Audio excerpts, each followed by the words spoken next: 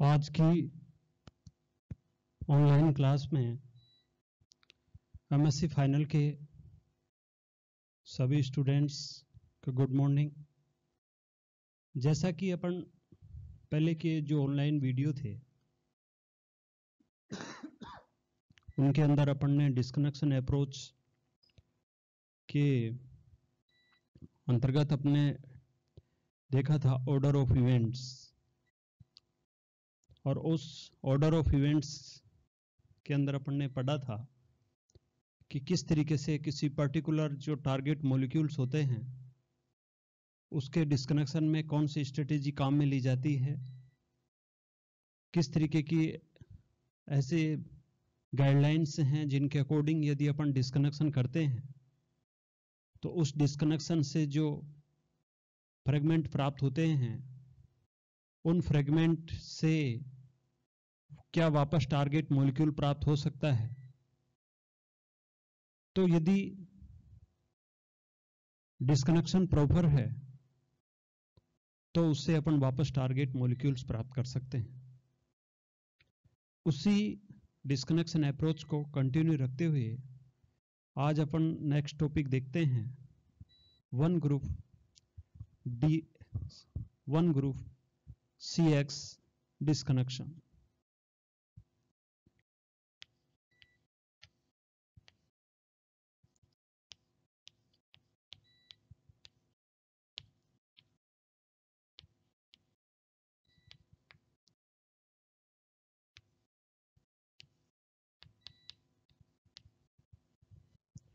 One group CX disconnection में अपन क्या करते हैं कि इसके अंदर किसी एक फंक्शनल ग्रुप को अपन रिकॉग्नाइज करते हैं और उसके अंदर अपन देखते हैं कि इसमें जो कोई कार्बन एटम है जो हेटेरो एटम से जुड़ा हुआ है वहां पर इसको अपन डिस्कनेक्ट करते हैं।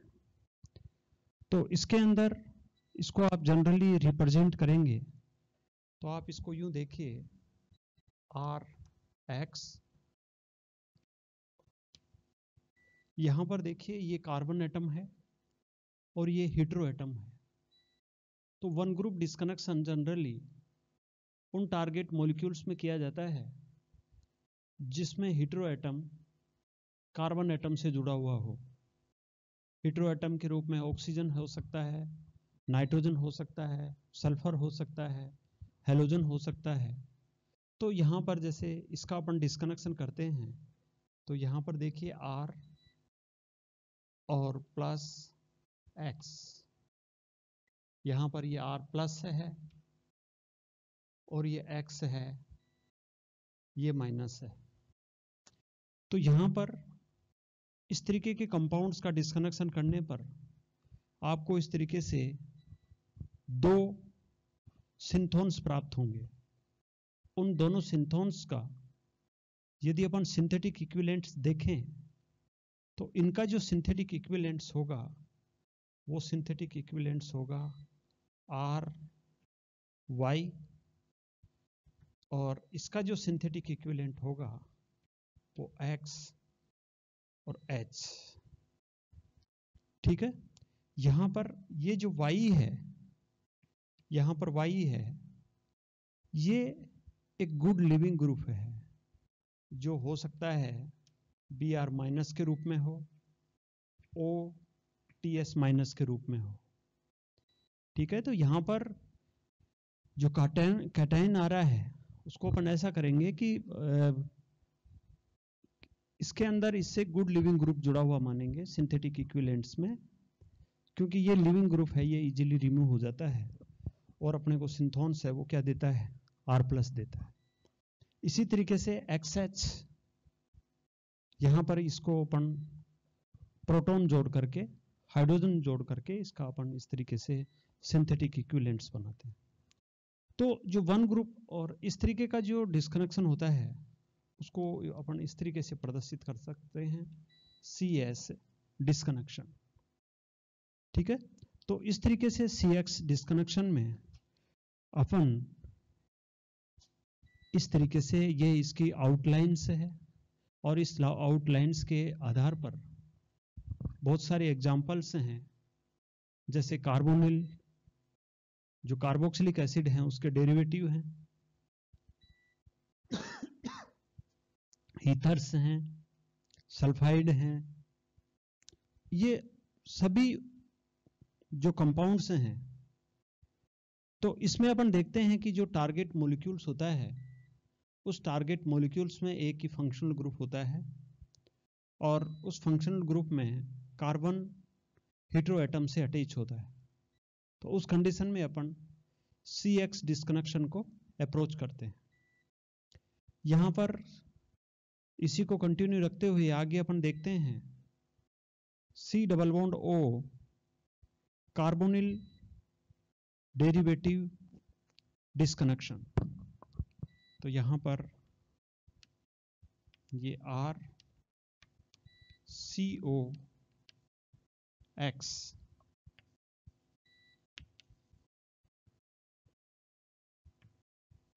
डिस्कनेक्शन। इसके अंदर आप यूं देखिए कि यहां पर जैसे ये एक फंक्शनल ग्रुप है कार्बोनिल, और ये X कोई ग्रुप जुड़ा हुआ है, तो यहां पर इस कंपाउंड के रेफरेंस में अपने को यहां पर ये माइंड सेटअप करना है कि ये यदि यहां पर ये हेटेरो एटम है, तो ये जो कार्बोक्सिलिक एसिड है उसके डेरिवेटिव हो सकते हैं। जैसे अपन ने पढ़ते हैं RCOCl acid chloride, acid anhydride, ester और एमाइड, इन सभी के अंदर C double bond O group है, और सभी में C double bond O group एक हेटेरो एटम से जुड़ा हुआ है। और जैसे मैंने अभी नाम लिया acid chloride, acid anhydride, ester, amides, इनके बारे में आप जानते हैं कि ये सभी कार्बोक्सिलिक एसिड के डेरिवेटिव होते हैं। तो जब कार्बोक्सिलिक एसिड के डेरिवेटिव हैं ये, तो उस कंडीशन में इनका जो पेरेंट कंपाउंड है वो पेरेंट कंपाउंड अपन कार्बोक्सिलिक एसिड मानेंगे, और कार्बोक्सिलिक एसिड मानते हुए ही इनका अपन डिस्कनेक्शन करते हैं। और ये जो डिस्कनेक्शन है ये वन ग्रुप CX डिस्कनेक्शन के अकॉर्डिंग है। जैसे ये जो आउटलाइन अभी लिखी है उसी के अकॉर्डिंग इसकी भी आउटलाइन अपन लिख सकते हैं। तो यहां पर आप देख रहे हैं RC double bond O X, और यहां पर इनका अपन डिस्कनेक्शन करेंगे तो RCO Y प्लस XH। तो यहां पर ये जो Y है ये भी एक गुड लिविंग ग्रुप है, OH माइनस, Br माइनस, टोसिलेट, मेसिलेट यहां पर। और ये जो इसका जो नेगेटिव पार्ट है, इलेक्ट्रोनेगेटिव एटम है, उसको अपन प्रोटॉन जोड़ करके उसका अपन सिंथेटिक इक्विवेलेंट्स बनाते हैं। तो इसी के ऊपर आधारित एक एनालिसिस देखते हैं। इस एनालिसिस में आप देखेंगे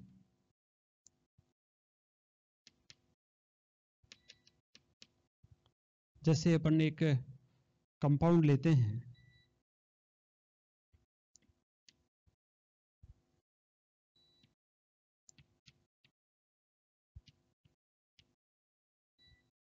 PH, ये कंपाउंड, यहां पर आप देख रहे हो C डबल बॉन्ड O, और यहां पर ये हेटेरो एटम है। तो इसका अपन डिस्कनेक्शन करवाते हैं। तो इसका डिस्कनेक्शन करवाएंगे तो यहां पर देखिए ये इस तरीके से डिस्कनेक्शन यहां से करवाएंगे, कार्बन और ऑक्सीजन जो एज ए हेटेरो एटम है, तो यहां पर डिस्कनेक्शन होगा। ये जो डिस्कनेक्शन है वो CX वन ग्रुप डिस्कनेक्शन है। तो यहां पर जो स्टार्टिंग मटेरियल्स हैं वो यहां पर OH प्लस PH COCl, आप यहां पर PHCH2O, ये एज ए किस रूप में है, X के रूप में। तो यहां पर अपन ने प्रोटॉन जोड़ करके इसको क्या बना दिया, सिंथेटिक इक्विवेलेंट। यहां पर आप देख रहे हो PHC डबल बॉन्ड O, ये वाला पार्ट है, ये वाला पार्ट, ये किस रूप में है, पॉजिटिव के रूप में।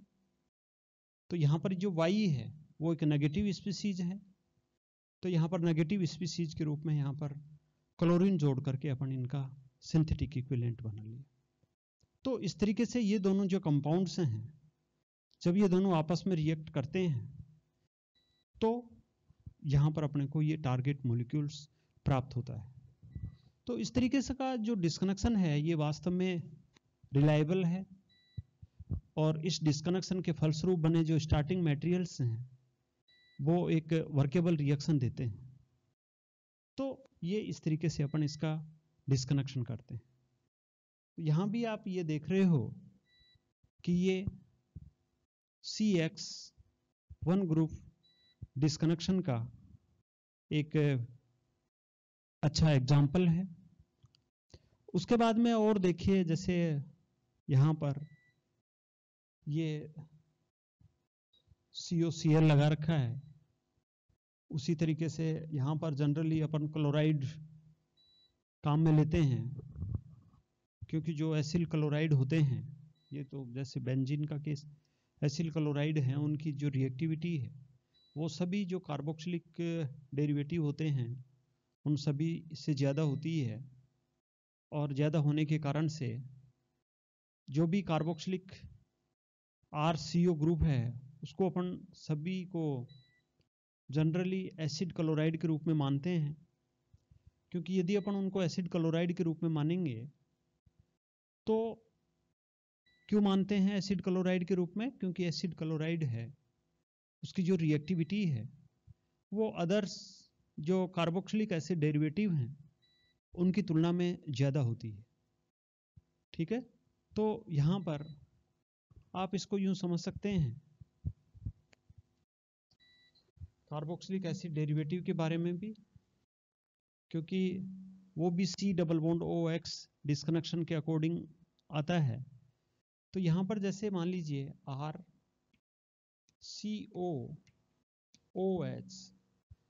तो यहाँ पर आप देख रहे हैं कि यदि इस तरीके का कंपाउंड है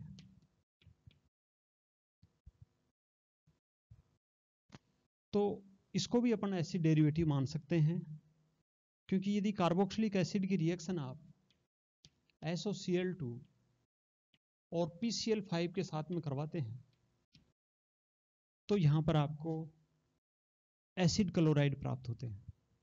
तो इसका मतलब ये हुआ कि जो भी एसिड क्लोराइड है उसका यदि आप फर्दर डिस्कनेक्शन करते हैं तो फर्दर डिस्कनेक्शन करने पर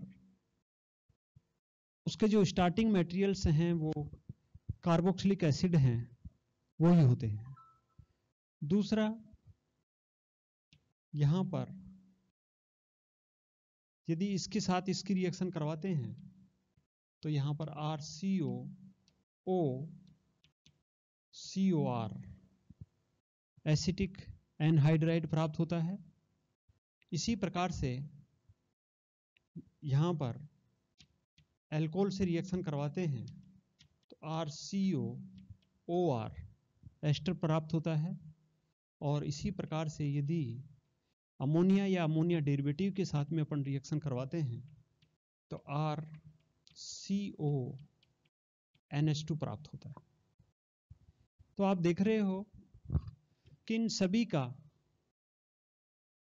आप फर्दर डिस्कनेक्शन करवाते हैं तो ये सारे के सारे कार्बोक्सिलिक एसिड डेरिवेटिव होते हैं, और इन सभी के डिस्कनेक्शन से स्टार्टिंग मटेरियल्स के रूप में अपने को कार्बोक्सिलिक एसिड प्राप्त होता है। ठीक है, तो ये जो है ये भी यहाँ पर COCl हेटेरो एटम है, तो ये इसका डिस्कनेक्शन, यहाँ पर ऑक्सीजन हेटेरो एटम है, यहाँ पर ऑक्सीजन हेटेरो एटम है, और यहाँ पर नाइट्रोजन हेटेरो एटम है। तो इस तरीके से ये डिफरेंट हेटेरो एटम है उसके साथ में भी अपन इसका डिस्कनेक्शन करवाएंगे। तो इस तरीके से अपन कार्बोक्सिलिक एसिड को ध्यान में रखते हुए फिर इनका अपन डिस्कनेक्शन करवाते हैं। इसके आगे यदि अपन इसका और एनालिसिस एक रिएक्शन देखें अपन, तो आप देखिए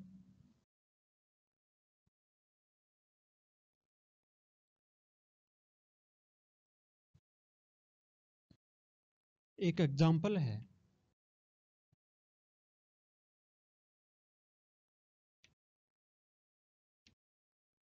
ClCl NH, ये टारगेट मॉलिक्यूल से है। ये इसका अपने को डिस्कनेक्शन करवा देना है, वन ग्रुप CX डिस्कनेक्शन। यहां पर आप देख रहे हो इसके अंदर C डबल बॉन्ड O ये रहा और हेटेरो एटम ये रहा। तो यहां पर भी ये CX डिस्कनेक्शन की कैटेगरी में आता है। तो इसका अपन डिस्कनेक्शन करवाएंगे। तो आप यहां पर देखेंगे ये ऐसे, और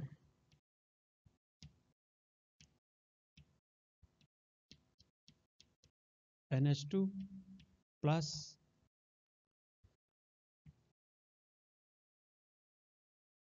CO, यहां पर क्या आएगा, पॉजिटिव चार्ज। तो यहां पर नेगेटिव, यहां पर क्या जोड़ सकते हैं, Cl, ठीक है। और ये Cl और यहां पर ये Cl। तो आप यहां ये CX डिस्कनेक्शन, इसका अपन फर्दर डिस्कनेक्शन करते हैं। तो यहां पर आप देखेंगे इसका FgI NO2 Cl और Cl, ठीक है। तो इसको अपन इस तरीके से, और इसका फर्दर डिस्कनेक्शन करेंगे। तो यहां पर Cl और Cl, यहां नाइट्रेशन। तो आप डाइक्लोरोबेंजीन का नाइट्रेशन करते हैं, तो यहां पर ये नाइट्रो कंपाउंड और नाइट्रेशन हो जाता है। इसका अपन रिडक्शन करेंगे तो यहां पर NH2 ग्रुप, और ये NH2 और Cl ये दोनों आपस में रिएक्ट रह करके इस तरीके से टारगेट मॉलिक्यूल्स का फॉर्मेशन करते हैं। तो इस तरीके के जो एग्जाम्पल हैं जिनके आधार पर CX वन ग्रुप डिस्कनेक्शन को अपन एक्सप्लेन कर सकते हैं, ठीक है। आगे कल नेक्स्ट वीडियो में जैसे और एग्जाम्पल हैं एल्कोहल, ईथर, सल्फाइड्स, उनका भी अपन वन ग्रुप डिस्कनेक्शन देखेंगे। आज जो कार्बोनिल डेरिवेटिव है उसका अपन ने वन ग्रुप डिस्कनेक्शन देखा है। Thank you.